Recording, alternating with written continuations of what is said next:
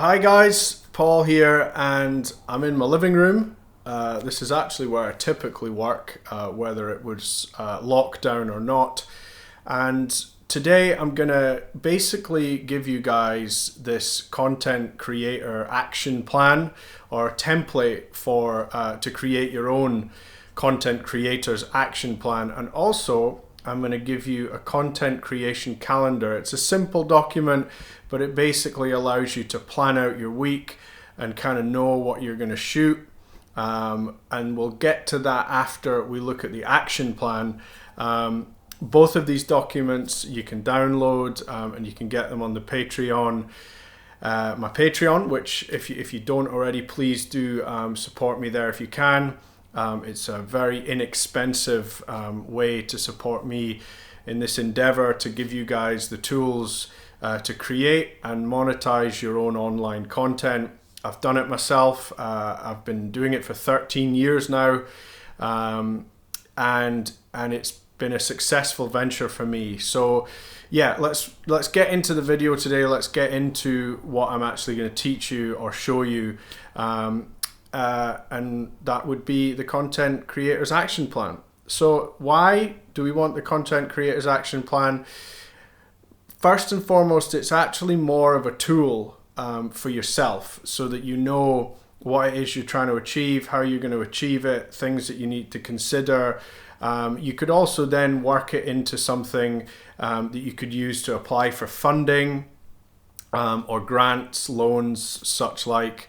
Obviously, it's a strange climate we're in for that kind of thing at the moment. But essentially, this is like your blueprint to creating your content, whether it's video lessons like myself or some other kind of tutorial, or whether it's music videos, songs. It doesn't matter. If you've got this action plan, it'll really help you go through the steps or plan out the steps and go through them and be able to really achieve what you're trying to achieve in the most efficient possible way. So let's take a look. Now, I've created this template for you guys to use based on action plans that I have used myself in the past. So I'll just work through it. Essentially, I have put in gray things that you can that you would then take out and you would fill in with your own information. So first of all, we're going to start with an objective. What is the main goal for your content? What is it? How are your videos going to be accessed? Are they going to be accessed on YouTube, Facebook? Are they going to be on your own website behind a paywall? What forms will the content take? Meaning, is it going to be just full-length lesson videos? Are they going to be shorter adverts, trailers, etc., and how you will achieve this? So just a kind of general sense of how you're gonna of what you're gonna do, and then how you're gonna go through it, and then what you're gonna achieve. So you're kind of generalizing what you're up to. Once you've done that, you want to move on to the market. So what is your market? Who's your target? Who and what are what is the competition? Is there anyone else doing it? And how are you going to stand out from your competitors? And when I say competitors, I say that loosely because I really hate the word competitor. I think we're all, even before the global crisis at the moment, I think we're all in this together. And I think that, yeah, of course, you know, someone else doing this is fighting for the same ground, but we are all collaborators, you know. But yes, people are gonna be doing the same thing as you, so it's important to identify who they are, what they're doing, and how you're going to stand out from them, and what your unique voice is, because that is the very point. Is there are others doing what you're doing, but you have your own unique thing going, and people are going to want to see you versus someone else. So identify those differences, and then that will really help you figure out how to create the best type of video for yourself. Then we're moving on to a risk assessment, and this doesn't have to be crazy, but you want to identify what the risks are. involved in the endeavor. Your equipment limitations, financial limitations, shooting location limitations, things like that. I've put the main risk that I have currently is that I have limited resources, and it might be hard to get additional equipment due to the ongoing global crisis with the COVID-19 pandemic. That is obviously a huge risk to things, but it's also an opportunity to hunker down and get this kind of thing done. So risk assessment's important, so you kind of know, you're aware of risks in what you're doing, of which there will be some. Equipment, basically a list of equipment that you need, video equipment, lighting, audio equipment, software that you need to use. Even if you don't have it yet, put it on the list so that you know, and maybe put that you don't have it on the list so you know you need to acquire it somehow. And the equipment list is great because it also allows you to be organized. So on the shoot day, you can kind of refer back to it and make sure you got everything ready to go for the shoot, so you can get up and running. Production plan is essentially the time that you will execute your plan in, how many videos you're going to shoot each day, what's your editing time and your plan for that, what time frame do you need to edit, is there any additional equipment you might need to pick up. The production, for example, could be over 2 weeks, shoot 5 videos a day, leave 6 shooting days and leave 8 editing days. I mean, that's general. You really want to make it whatever you feel comfortable doing. If you can only achieve 2 videos per day, that's also fine. Depends on what exactly you're trying to do, I suppose. And then we move on to delivery. How are you going to deliver your videos to the end user? What platforms are they going to be posted on? Vimeo is a great place to host video content. They've got so many parameters. They have the ability for